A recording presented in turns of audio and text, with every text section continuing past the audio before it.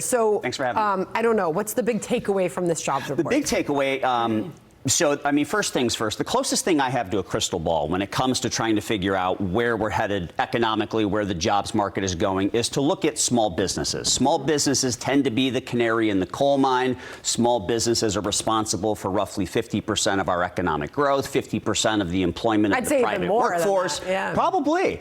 The last 6 months of last year, when Biden was president, small businesses cut a total of 17,000 jobs over the course of those 6 months. Now, that's 1 to 49 employees. In January, they added 39,000 jobs. Small businesses are making a huge comeback. The one big issue with this jobs report, and this is just in my conversation with other business owners. I'm a member of Young Presidents Organization, so I'm talking to those business owners regularly.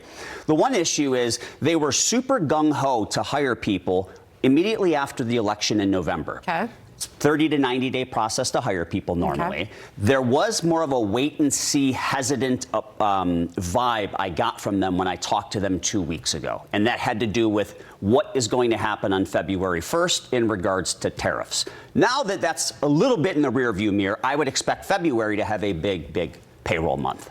Okay. Interesting. This is the Treasury Secretary, Scott Bessent, on Main Street. Listen. As I've said, Wall Street, where you and I came from, has had it great. Wall Street can continue to do just fine. And now under this administration, it's Main Street's turn.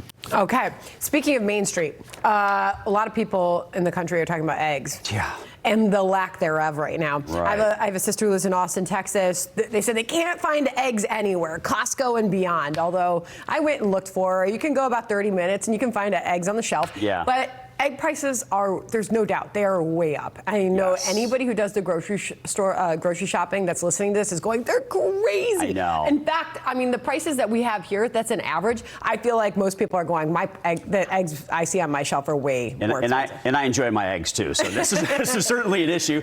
Look, I think two things at play here. Number one, the bird flu issue is obviously a concern. 20 million chickens, egg-producing chickens, were slaughtered in the fourth quarter of last year. So that obviously impacts supply and demand. But the other issue is that grocery inflation tends to be very sticky. It's not all that often that once prices reach a certain level and suddenly there is more supply and less demand, that those prices come back down. So that presents an issue as well. But look, I think the best solution for us to bring down or do our best to at least moderate food inflation is to drill, baby, drill, produce more energy, reduce the cost of gas and diesel, and then obviously stop the reckless spending. I can't agree with you more. Once those prices go up, it's hard to get them to come back down. But what we can look to is slowing the rate that prices have been going up, slowing the inflation growth. All right, so some companies, our viewers may be familiar with Waffle House.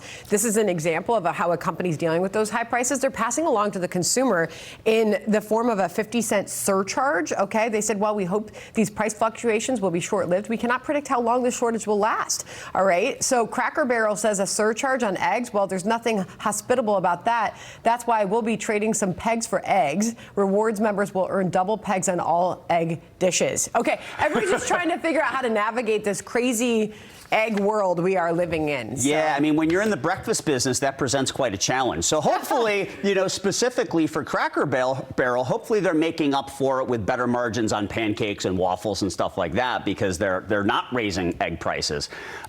It's tough for restaurants to stay in business when there is food inflation. Their costs increase, and then they're not passing it on to the consumer. I hate when costs get passed on, but obviously there's producer prices as well. Scrambled or sunny side up? I do scrambled. I like scrambled with some cheddar and maybe some sausage or bacon mixed in. Get your protein. All right, Mark, great to have you here today. Thank you. Thank you. All right.